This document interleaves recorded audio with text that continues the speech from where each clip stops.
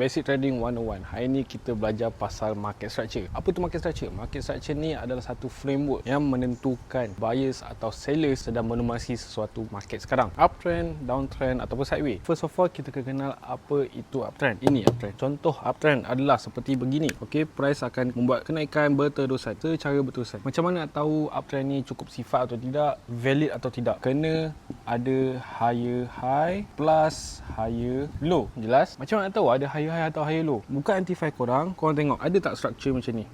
Ada kan? Kalau ada, ini adalah higher low, ini adalah higher high, ini higher high juga, ini higher low, higher high, higher high juga. Faham kan? Mungkin ini antara sebab yang korang selalu MC. Walaupun dekat resistance tidak semestinya kita boleh terus sell. Sama juga dengan support, tak semestinya kita boleh terus buy. Kena tengok lower time frame. Nak tengok dekat time frame mana? Time frame M15 pun boleh, time frame M5 pun boleh. Higher time frame boleh juga, itu menunjukkan direction saja. Tapi hati-hati, M5 selalu membuat fake out. Macam mana nak tahu satu benda tu adalah fake out tidak? Kita anggap ini adalah M5 market structure, okey? Price akan datang balik sini, dia sepatutnya test higher low, tapi tidak. M5 close bawah sini, dia akan close bawah daripada higher low. Itu menunjukkan break of character atau tidak. Sebab apa?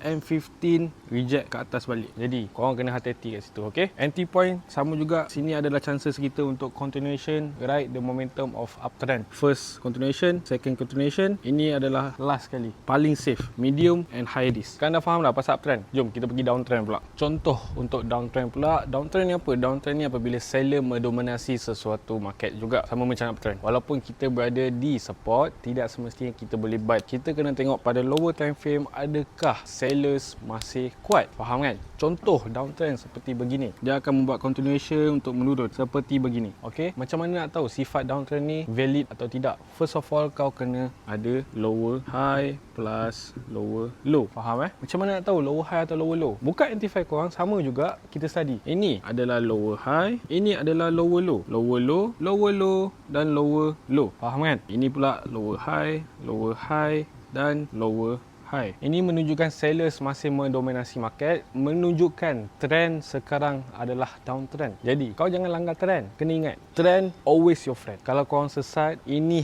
adalah kompas korang. Kalau korang tak tahu market nak pergi mana, ini adalah kompas korang. Faham kan? Jadi sama juga dengan downtrend, boleh terjadinya fake out. Fake outnya terjadi juga dekat M5. M5 selalu banyak sangat fake out. Jadi hati-hati. Apabila price membuat rejection sini, tunggu satu rejection untuk turun bawah, barulah entry. Okey? Faham tak? Sini adalah chances kita untuk sell, sini chances kita untuk sell, sini dan sini dan sini. Banyak opportunity sell, tapi yang paling penting kau kena tunggu confirmation